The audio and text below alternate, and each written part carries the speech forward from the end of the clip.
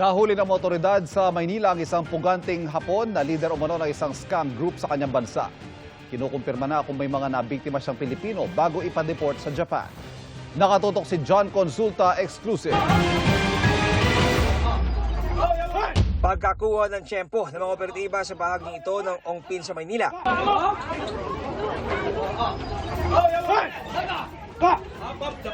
Nagtulong-tulong ang apat na ahente ng Bureau of Immigration Fugitive Search Unit para mapusasan ang nagpupumigla sa dayuhan na kanilang target. You have the right to remain silent. Anything you say can and will be used against you in this investigation.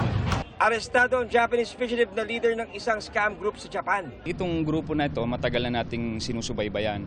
Actually, nahuli na natin yung ibang miyembro nito last year. Sa report ng Japan Interpol na itong grupong ito ay nanloloko ng mga senior citizens sa Japan kung saan sinasabi nila na kailangan nilang magbayad sa pulis at nagpapadala sila ng tao sa bahay nitong senior citizen upang humingi ng malaking pera. Na-recover sa dayuhang suspect ang isang fake ID na may pangalang Pilipino. Yung modus nila is very similar dun sa Luffy group kung saan tatawagan nila dito yung anong mga scammer nila from na nakabase dito sa Pilipinas or sa ibang bansa, and then may mga local actors din sila sa Japan na ipapadala mismo dun sa bahay ng biktima. Ayon sa BIFSU, bineberipika nila kung may nabiktima na rin mga Pilipino ang leader ng Japanese scammer group na kanilang naaresto bago siya maipa-deport sa Japan para harapin ang kanyang mga kaso. Napakahalaga nga na mahuli natin ito at mapigilan sila sa pamamalagi dito sa atin kasi hindi malayong mag-localize din yung market nila, makapag-recruit sila ng mga Filipino na actors upang mang-scam din ng mga kapwa natin na Pilipino.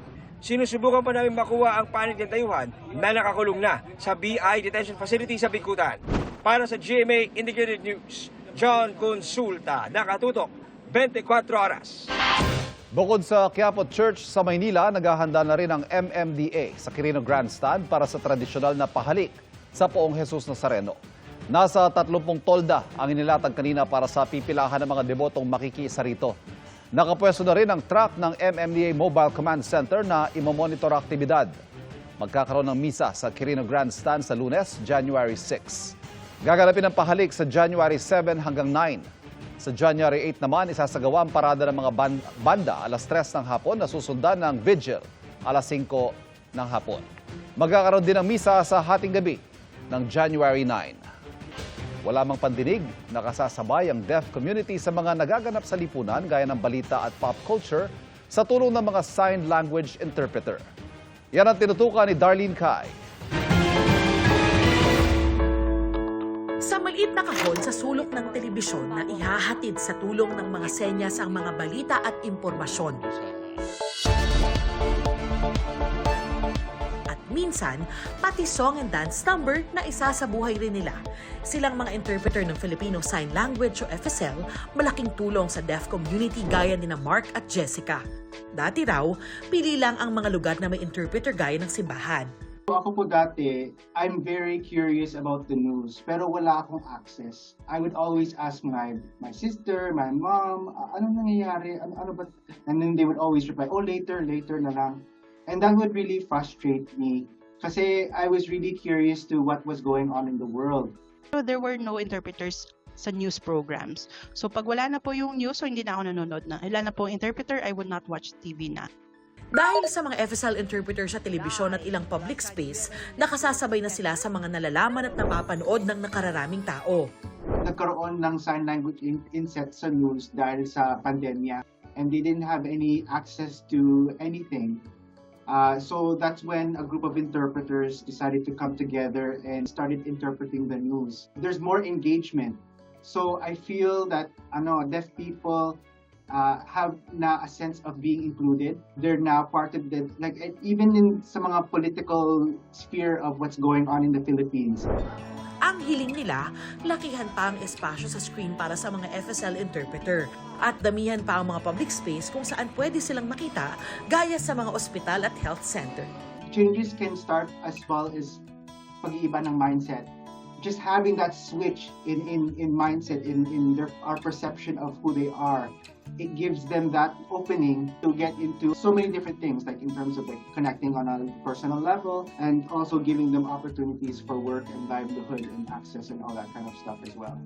Ang pagbibigay boses sa kanilang di makapagsalita o makarinig, isang senyales ng malaking pagbabago at pantay-pantay na pagtingin sa lipunan. Para sa GMA Integrated News, ako si Darlene Kai, nakatutok 24 oras.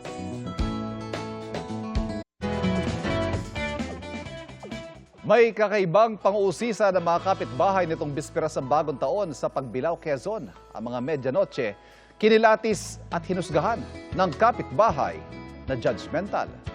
Yan ang pampag-good vibes ni Oscar Oida. Judging na po, wala po mag-ayos. Hindi sa mga paputok nagulat ang neighborhood na ito, kundi sa isang biglang sumulpot sa kanilang bahay nitong medianoche. Ba't may judge po? May garland pa, yan siya, at score sheet. Baka mas maayos pa ang timpla ng ilaw kaysa sa Shanghai. Siya pala ang punong mapanghusga na si JB Nabalan, na binisita ang mga kapitbahay para Anong concept ninyo? kilatisin Bakit naka-plastic pa ito? at puntusan ang may pasabog na setup para salubungin ang bagong taon. Maganda ang setup. Nakapag-set up kami sa family na sa bahay namin. Piling ko nga talo kami ng isa naming kapitbahay. Para maiba naman, why not magkaroon ng New Year's Eve na set-up competition? Tradisyon na nga ang pag-aayos ng mesa sa medianoche, kasabay ng pagsalubong sa bagong taon. Hain ang ilang pampaswerte. May naabutan pa nga siyang abala sa setup. Hoy, di pa kami tapos! Pero may ilan ding born ready at todo explain sa handa. Ay, ito po yung aming ngayon. At ang panalo,